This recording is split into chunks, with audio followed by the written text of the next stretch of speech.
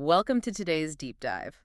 You know, Imagine finding out you were spending like 60 grand a year just to force your best employees to act like cheap calculators. Yeah, that is a really rough realization for anyone. Right, and that is the actual reality for an average 75-unit property manager today. So today we are unpacking chapter 1 of Misha York's book, The 10 Commandments of AI and Property Management. And Misha is a former New York City property manager, Yeah. so he knows this stuff firsthand, Exactly. We are looking at Commandment 1 today, which is thou shalt not let operating costs outpace revenue. which sounds obvious, right? Yeah. But the numbers forcing this rule are just brutal right now. If you look at the 2025 data York provides, expenses per unit shot up by roughly 6% year over year. Wow, 6%. Yeah, and meanwhile, rent growth completely stalled out. It is sitting at under 1%. Oh man, under 1%. That margin squeeze is exactly why the old playbook is totally broken. Because, about 63% of third-party management companies just plan to raise rents or, tack on extra fees to bridge that gap. Which is a terrible long-term plan. Right. It is like bailing out a leaky boat with a teacup. Uh, You aren't fixing the draft, you are just burning more expensive fuel. Eventually, your residents are going to hit a ceiling. And when they hit that ceiling, the financial pressure has to go somewhere, right? So if your revenue is flat and your expenses keep climbing, it just crushes your on-site teams. Yeah, that makes It erodes the quality of service, and it absolutely destroys your net operating income. You really cannot just fee your way out of a fundamentally inefficient operation. Okay, so how do we actually close the front door here? York talks about the AIM index, right? What does that actually measure? Well, AIM stands for Automation, Integration, and Management. It is essentially a framework that calculates exactly how much of your staff's day is trapped in manual data entry versus actual, meaningful human interaction. Got it. And York points out something crazy. Non-leadership employees are spending about 36% of their time on purely repetitive administrative work. Wait, 36%? That is huge. Yeah, over a third of their week. But by moving from a reactive state to an optimized one using that AIM index, teams can actually recover up to 10 hours per week per employee. Okay, I have to ask the obvious question here. Is optimizing just a polite corporate buzzword for firing people?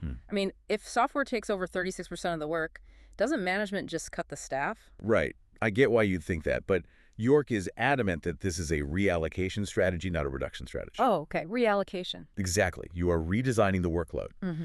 So take leasing, for example. Instead of a human manually typing lid data from an email into a CRM and drafting this generic response, the system instantly parses the inquiry, logs the data, and schedules the tour. So the AI handles all the data sorting, and that frees up the human to actually lead the tour and close the lease in person? That is the core of it, yeah. And this is where necessary governance and regulatory compliance come in, too. Right, because of fair housing laws and all that. 100%. You absolutely need a human in the loop for key decision-making moments. AI should not be making the final call on applicant approvals or denials or rent increases. Yeah, that sounds like a massive liability. It is. Those things require human oversight to handle nuanced, unique, situational circumstances.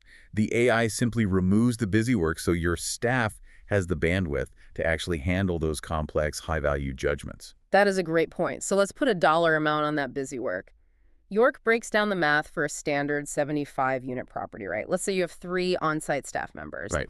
If they are wasting time on tasks the software could do, York says that is 45 lost labor hours every single week. And when you calculate that at an average fully loaded labor cost of $25 an hour, Yeah. those 45 hours translate to $58,500 a year. That is wild, almost 60 grand. But wait, replacing a $58,000 payroll leak with the new software system still means I have to find the budget for that software today, right?